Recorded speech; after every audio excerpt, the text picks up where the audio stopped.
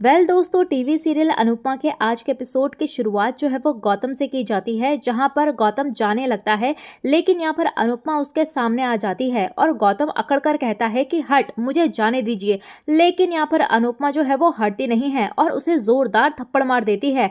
और तभी वहां पर प्रार्थना भी चौंक जाती है। तो गौतम जो है वो गुस्से में आ जाता है और अनुपमा कहती है कि ये थप्पड़ मैं उसी दिन मारना चाहती थी जिस दिन तुमने मेरी बेटी पर गंदी नजर डाली थी और राही ने मुझे सब कुछ बता दिया था, लेकिन प्रार्थना के लिए मैंने खुद को रोक लिया। लेकिन भगवान ने तेरी किस्मत में माँ और बेटी दोनों के हाथ के थप्पड़ खाना लिखा था। अनुपमा यहाँ पर प्रार्थना से भी कहती है कि गलती जो है वो इसकी नहीं बल्कि तुम्हारी भी है, और अगर पति जो है वो थप्पड़ मारे ना तो पलट कर तुम भी मारो, और मार नहीं सकती तो हाथ को रोको, और रोक नहीं सकती तो चिल्लाओ, लेकिन चुप मत रहो। ज्यादा से ज्यादा पति छोड़ देगा, अगर छोड़ दे तो मोहल्ले में मिठाई बांटना कि अच्छा हुआ ऐसे राक्षस से पीछा छूटा, और अगर घास बनकर रहोगी तो लोग तुम्हें कुचल कर चले जाएंगे, और अपने अंदर चिंगारी रखना शुरू कर दो, लोग पांव रखना बंद कर देंगे। तभी वहां पर गौतम जो है वो चिल्लाते हुए कहता है कि मेरी बीवी का ब्रेन वॉश करना बंद करो। और तभी वहां पर अनुपमा कहते हुए नजर आती है कि क्यों, क्या तेरी धुलाई करूं। तभी वहां पर गौतम जो है वो डर जाता है और यहाँ पर अनुपमा कहती है कि बस इतने में डर गए, सोचो जब मैं बाहर जाकर सबको बताऊंगी कि तुम प्रार्थना के साथ क्या करते हो और राही के साथ मेहंदी वाले दिन जो बदतमीजी की थी और अभी भी यहाँ पर क्या कर रहे थे। तो तभी वहां पर गौतम कहता है कि ये धमकी जो है वो आप किसी और को देना, मुझे जो है वो पता है आप ऐसा कुछ नहीं करोगी, क्योंकि बाहर जो है वो आपकी बेटी की शादी है। और अनुपमा कहती है कि एक बेटी की रस्म जो है वो दूसरी बेटी के सम्मान से बड़ी नहीं हो सकती, और गौतम जो है वो चौंक जाता है। और तभी वहां पर अनुपमा कहती है कि वैसे भी शादी है, थोड़ा धूम धड़ाका, थोड़ा आतिशबाजी होना तो जरूरी है ना। तो अनुपमा गौतम की कॉलर पकड़ती है और प्रार्थना से कहती है कि तैयार हो जा, ऐसे घुट घुट कर जीने की जरूरत नहीं है, इस आदमी का असली चेहरा जो है वो सबके सामने लाकर ही रहेंगे।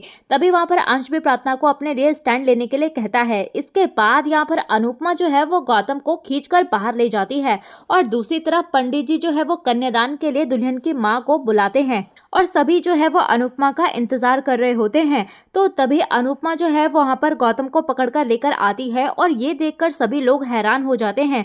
तो अनुपमा उसे जोर से छोड़ती है और ये देखकर सभी चौंक जाते हैं। तो तभी वहां पर पराग जो है वो गुस्से में कहता है कि ये क्या बदतमीजी है। तो अनुपमा भी गुस्से में कहती है कि बदतमीज आपका दामाद है। तभी वहां पर प्रेम आता है और पूछता है कि इसने क्या किया है। तो अनुपमा कहती है कि बदतमीजी के अलावा ये कर भी क्या सकता है, हमेशा से करता है, लेकिन किसी ने देखा नहीं, और देखा भी होगा तो अनदेखा कर दिया है। तभी वहां पर अनुपमा जो है वो कोठारी परिवार से कहती है कि आप लोगों को अपने बेटे से ज्यादा भरोसा अपने दामाद पर है, लेकिन ये आदमी ना भरोसे के लायक है और ना ही इज्जत के लायक है। तभी वहां पर राही भी कहती है कि ये तो चप्पलों से पीटने के लायक है। तभी ये सब सुनकर यहाँ पर सभी लोग चौंक जाते हैं। और तभी वहां पर पराग भी जो है वो गुस्से में कहता है कि आपने हमारे दामाद जी के गिरेबान पर हाथ डाला, अगर गलती आपकी हुई तो ये गलती जो है वो आपको बहुत ही महंगी पड़ेगी। तभी अनुपमा जो है वो जवाब देती है कि जब बात नारी के सम्मान की हो तब मैं महंगा या सस्ता नहीं देखती। मिस्टर कोठारी, आप जरा ये सोचिए कि एक माँ जो है वो अपनी बेटी की शादी के शुभ मुहूर्त की परवाह किए बिना बेटी के ससुराल के दामाद को गिराबान से पकड़कर घसीटते हुए यहाँ लाती है, तो इसका जो है वो कुछ तो बड़ा कारण रहा होगा ना। तो मोटीबा जो है वो गुस्से में पूछती है कि हुआ क्या है। तो अनुपमा बताती है कि आपके इस दामाद ने आपकी बेटी पर हाथ उठाया, और सभी चौंक जाते हैं। तो ख्याति जो है वो प्रार्थना की बात याद करती है, और अंश कहता है कि मैंने जब इन्हें रोकने की कोशिश की तो इन्होंने मुझे मारा। तभी वहां पर अनुपमा कहती है आगे कि लड़कियों के लिए कमरे के अंदर की बातें बाहर लाना जो है वो बिल्कुल भी आसान नहीं है, खासकर आप जैसे बड़े बिजनेसमैन फैमिली की बेटियों के लिए। बोलना तो आसान नहीं है, क्योंकि जितना बड़ा नाम उतनी ज्यादा बेइज्जती। कोई बड़ी वजह रही होगी कि प्रार्थना ने आज तक आपको ये सब नहीं बता पाई, और मैं भी चुप रह जाती, लेकिन मैं बेटी के साथ गलत होता हुआ देखकर चुप नहीं रह पाई। और ये आदमी जो है वो आपका भी मुजरिम है और मेरा भी, क्योंकि इसने मेहंदी वाले दिन मेरी बेटी राही के साथ भी बदतमीजी की थी और उस पर बुरी नजर डाली थी। और ये सुनकर सभी लोग हैरान रह जाते हैं। तो प्रेम यहाँ पर राही से पूछता है, तो राही जो है वो मेहंदी वाले दिन की पूरी बात यहाँ पर प्रेम को बताती है, और प्रेम यहाँ पर आग बबूला हो जाता है। और तभी वहां पर वो गौतम से कहता है कि मैंने जिंदगी में बहुत कमीने देखे हैं, लेकिन तुमसे बड़ा कमीना मैंने कोई नहीं देखा। और तभी वहां पर पर प्रेम जो है वो गुस्से में गौतम को मारने के लिए जाता है तो अनिल और तोशु उसे रोक लेते हैं और प्रेम कहता है कि इस इंसान ने मेरी बहन के साथ जुल्म किया और मेरी राही के साथ बदतमीजी की है, तो इसे तो अब पुलिस ही ठीक करेगी और आज जो है वो दामाद पूजन होकर रहेगा। तो प्रेम जो है वो उनसे छुड़ाने की कोशिश करता है, लेकिन अनिल उसे शांत रहने के लिए कहता है। तो प्रेम यहाँ पर गुस्से में प्रार्थना और राही से कहता है कि तुम दोनों ने मुझे क्यों नहीं बताया।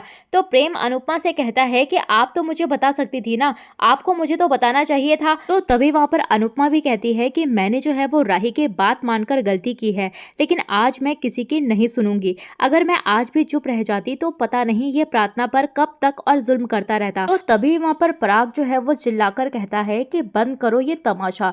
पराग जो है वो भयंकर गुस्सा हो जाता है और हाथ जोड़कर सभी से कहता है कि कृपा हमारे परिवार के लोगों के अलावा बाकी सब लोग यहाँ से चले जाइए। तो सभी मेहमान जो है वो वहां से चले जाते हैं और अनिल भी मीडिया को संभालने के लिए कहता है। इसके बाद यहाँ पर प्रेम जो है वो पराग से कहता है कि आप जो है वो अपने दामाद के लिए पुलिस बुलाएंगे या फिर हम बुलाएं। तो तभी वहां पर पराग जो है वो गुस्से में चिल्लाकर प्रेम को चुप रहने के लिए कहता है और पराग कहता है कि खबरदार जो किसी ने भी जमाई जी के साथ बदतमीजी की या हाथ लगाने की कोशिश की। तभी वहां पर अनुपमा कहती है कि आपने सुना नहीं मैंने क्या कहा।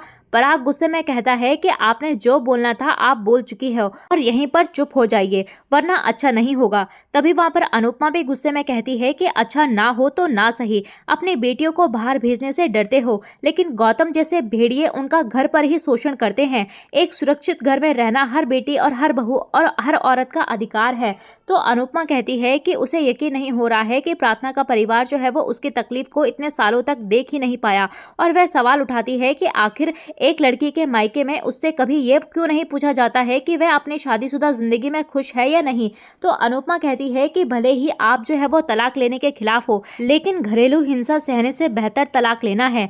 इसके बाद गौतम जो है वो अपनी चाल चलता है और अचानक वह खुद को थप्पड़ मारने लग जाता है और पाखंड करता है और पराग और मोटिवा उसे रोकते हैं। तो पराग गौतम को ऐसा करने से रोकता है और गौतम कहता है कि मैं क्या करूं, मैं मर्द हूं ना, तो मेरी बात यहाँ कौन सुनेगा। आप सब ऐसे घटिया इल्जाम को सच मान लेंगे। ऐसे इल्जाम लगाने से तो अच्छा है कि मैं मर ही जाऊं और ये लोग बाहर वाले हैं, लेकिन आप लोग तो मेरे अपने हैं, मेरा परिवार है, मेरे लिए तो अपने परिवार से बढ़कर है, लेकिन आप लोग भी इनकी बातों पर विश्वास कर रहे हैं। तो पराग जो है वो कंफ्यूज हो जाता है और गौतम जो है वो पराग से कहता है कि ये माँ बेटी और ये अंश जो है ये तीनों झूठ बोल रहे हैं। ये सुनकर सभी चौंक जाते हैं और गौतम कहता है कि मैं अपनी बीवी की भाभी पर गंदी नजर डालूंगा, क्या मैं इतना घटिया इंसान हूँ। हम दोनों आपके साथ आपके घर में रहते हैं, रात दिन आपके सामने रहते हैं, क्या आपने कभी कुछ देखा या सुना। प्रार्थना को तकलीफ देना तो दूर की बात है, कभी किसी ने मुझे प्रार्थना के साथ ऊंची आवाज में बात करते हुए भी सुना है। तो गौतम यहाँ पर अनुपमा और राही पर इल्जाम लगाते हुए कहता है कि ये माँ बेटी मुझसे बदला लेना चाहती हैं। उस दिन हल्दी में जब मैंने राही के पापा को बुलाया और उन्होंने इसकी माँ का सारा सच आपके सामने ला दिया, इसीलिए ये मुझसे बदला लेना चाहती हैं। गौतम आगे कहता है कि इनको लगता है कि ये बड़ी समझदार है, इन्होंने 4 दिन में मेरा वह रूप देख लिया जो आप लोग इतने सालों में नहीं देख पाए। क्या कोठारी खानदान में इतनी अक्ल नहीं है कि वह मुझे इतने सालों में पहचान नहीं पाए।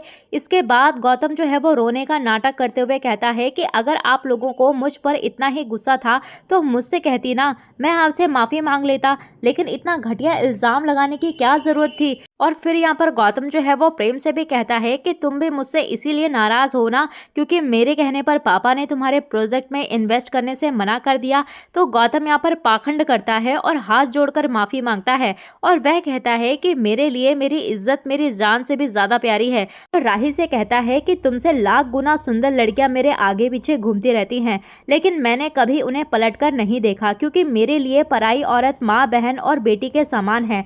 उस दिन मेहंदी में तुमसे गलती से टकरा गया तो तुम्हें लगा कि मैं तुम्हें गलत तरीके से छूने की कोशिश कर रहा हूँ। चलो ठीक है, मैं झूठ बोल रहा हूँ, लेकिन प्रार्थना से पूछ लेते हैं, प्रार्थना भी वहीं थी, प्रार्थना सब सच बता देगी। और तभी यहाँ पर गौतम जो है वो पराग मोटिबा से कहता है कि अगर प्रार्थना कहती है कि मैं उसके साथ गलत व्यवहार करता हूँ तो मैं खुद अभी के अभी जेल चला जाऊँगा। और गौतम प्रार्थना के पास जाता है और इशारों में उसे डराते हुए कहता है कि अब तुम बोलो कि क्या मैं तुम्हें कभी डांटता हूँ, कभी तुम्हारी बेइज्जती की की है, तुम बताओ क्या मैं उस दिन राही को गलत तरीके से छुआ था। तो गौतम जो है वो प्रार्थना को सबके सामने लाकर सच बोलने के लिए कहता है और वहीं पर सबके सब यहाँ पर प्रार्थना को सच बोलने के लिए कहते हैं। तो प्रार्थना जो है वो गौतम की धमकी भरी बातें याद करती है और घबरा जाती है और पराग भी प्रार्थना से पूछने लगता है।